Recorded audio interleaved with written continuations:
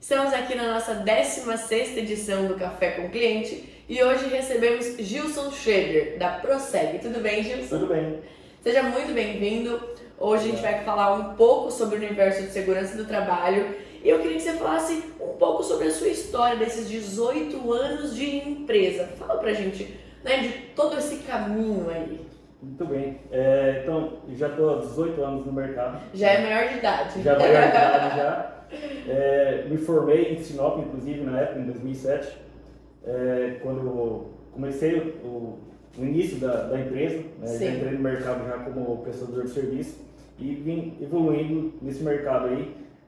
Primeiro, na verdade, nem sabia o que era segurança do trabalho, e depois a gente faz um curso sem, às vezes, saber o que é, e depois a gente se apaixona pelo que a gente estudou, né?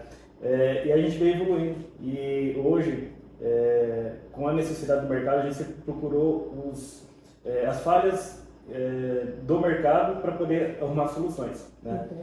Então hoje nós estamos no mercado já há 18 anos, estamos uma empresa bem estruturada, atendendo diversas empresas no estado inteiro, inclusive... Legal, não só em Sinop? Não só em Sinop, fora do estado também. Que legal! Então a gente atende grandes redes de lojas e supermercados e estamos aí no mercado já consolidados aí, bem fortes aí. Como você disse, para estar 18 anos numa área, você precisa ser apaixonado por ela, né? Exatamente, precisa apaixonado pela área. Que legal! E sobre as normas regulamentadoras para elaborar os programas de saúde e segurança do trabalho, como que as empresas devem proceder?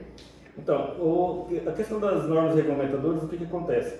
Muitas empresas acham que ela é obrigada realmente a cumprir as normas. Realmente existe uma legislação específica para isso, porém, não é só cumprir, não é só elaborar os programas de normas, assim, antigamente tinha um PPRA, o PCMSL que era mais comum, atualmente a legislação mudou, né? Agora existe o PGR, né? O PCMSL permanece, mas existe a legislação que ela vem evoluindo e não é só elaborar, né? Antigamente falava, elabora, vai ser uma apostilinha lá e põe na gaveta. E ninguém vê aquilo, todo mundo continua trabalhando normal. Exatamente, e acha que não, na hora que vem fiscal apresenta tudo certo. E atualmente não é dessa forma. Na verdade nunca foi, mas acontecia dessa forma, né? Atualmente, então tem que fazer elaboração e tem que fazer acompanhamento do que está dentro daquele programa. Então não é simplesmente elaborar e colocar na gaveta. Sim. Então existe uma série de procedimentos que tem que ser seguidos lá. E uma coisa que é legal é que as normas de segurança do trabalho, não sei como está hoje, mas além dela trazer segurança no trabalho, né? Sim.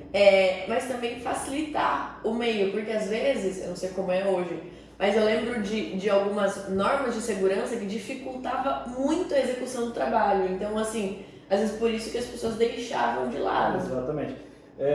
As normas, assim, elas dificultam algumas partes, até pode dificultar. Apesar que elas passam por muitas atualizações, elas dão mais liberdade para as empresas resolverem os seus problemas de segurança do trabalho de uma forma mais livre, porém, continuando com o rigor da segurança, né? Exatamente. Só que ela dá uma liberdade, né? Hoje você pode contratar um engenheiro para fazer uma proteção de máquina, um engenheiro que vai definir como é que vai ser aquela proteção. Entendi. Né? Nas normas antigas vinha modelos praticamente prontos, tem que ser daquele formato, né?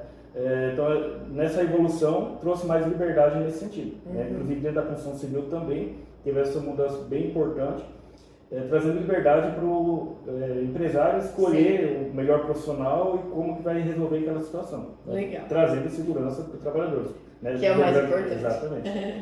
E o e-social, como a sua existência ela impacta nas empresas? Então, a parte do e-social, ela veio já desde 2014, que era para ser implantada, né? Era para ser implantada em 2014 e foi prorrogando. Ela era um projeto bem amplo, um projeto do governo, que foi iniciado em 2012, né? Mas para ser implantado em 2014, então ele era bem amplo, incluía não vou falar uma infinidade, mas um montante enorme de normas para serem aplicadas e serem informadas para o governo, né? Sim. Aí, com o passar do tempo, foi evoluindo, né? E hoje ele está de uma forma mais enxuta, né? Passou por diversos governos também, então ficou uma forma mais enxuta em que as empresas hoje têm que atender. O e-social, ele tem a finalidade principal dele é a previdência social, né? Ele não é um programa de segurança do trabalho, né? Entendi. Então, a gente já falou um pouco também sobre a parte de diferença de previdência e sobre insalubridades. Então, assim, o e-social é puramente aposentadoria especial, puramente previdenciária. Entendi. Então lá são informadas situações somente da área previdenciária. E o que isso vai impactar nas empresas? A gente informa os riscos para o governo, né? As empresas que são do lucro real, lucro presumido, elas sofrem tributações em cima desses riscos que são informados, né? Então ela vai pagar tributos específicos para aquelas situações em que, que o funcionário dele vai ter direito à aposentadoria especial. Então isso vai impactar diretamente nos tributos da empresa, dos que têm alguma exposição a determinados riscos, né? Aí vai ter dentro de uma tabela específica quais são esses riscos, né? E o trabalhador hoje tem acesso a essas informações também, né? De forma livre. Cada trabalhador, pelo aplicativo do INSS, ele tem acesso a essas informações. As suas informações, né? Da sua Exatamente. carteira. Exatamente, da carteira e dos riscos também. Por isso que assim, a parte que nós enviamos para o E-Social são os riscos que ele está exposto e que ele tem, ele vai ter acesso, né? E a própria Previdência para ter esse controle de aposentadoria especial. Entendi. E também em relação às soluções para as empresas que seguem as normas em relação à saúde e segurança do trabalho. Quais são as soluções? Então, as normas elas trazem problemas, né? Então elas trazem situações que têm que ser resolvidas. Vou falar assim, eu vou puxar o meu lado ali. Quais são as soluções que a gente apresenta? Eu vou falar assim, hoje tem que fazer uma gestão eficaz. Sim. Né? Não adianta só fazer o programa, como já falamos, colocar na gaveta, você tem que cumprir ele. Nós trabalhamos sempre com soluções inovadoras, soluções diferentes em que realmente vai atender a situação da empresa.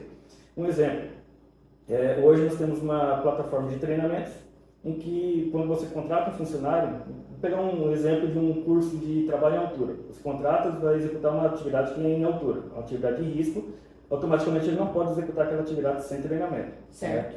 Né? E os treinamentos têm que ser bom, feitos... né? Exatamente. E o treinamento tem que ser feito pela empresa. Certo. Né? Ele pode ser aproveitado no treinamento anterior? Até pode ser aproveitado. Né? Mas quando você contrata, ele tem que fazer um novo treinamento ou uma revalidação daquele certificado. Né? Hoje a legislação permite revalidar. Então, você contratou, precisa executar uma atividade. Precisa executar essa atividade, sei lá, daqui 2, 3 dias. Eu vou ter que pagar alguém para fazer esse treinamento. Né? Como é que acontece?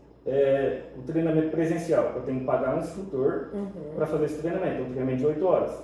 Quanto que me custa um instrutor, ou seja, um profissional, no mínimo de técnico de segurança, para ministrar um treinamento de 8 horas? Para uma pessoa. Para uma pessoa. Ele tem um custo elevado. Sim. Né? Sei lá, as empresas vão cobrar 600, 700, 800, R$1.000, 1.200, depende como é que é feito esse treinamento. Mas nós conseguimos realizar o treinamento, contratou hoje. Eu posso treinar ali amanhã já, né, lá na nossa unidade, com custo bem reduzido. Né? Aí eu cobrar como se fosse uma matrícula de um aluno. Por exemplo, quem trabalha em altura hoje sai por R$175. Em vez de pagar 1.000, vai pagar 175 e pode treinar amanhã já. Né? Claro que eles que têm a disponibilidade da vaga lá, mas a gente tem um espaço bem grande, lá bastante local. Então a gente vocês entregam um pacote de soluções para as empresas. Exatamente, um pacote de soluções. Então, a gente está falando de trabalho duro, mas isso acontece com qualquer treinamento.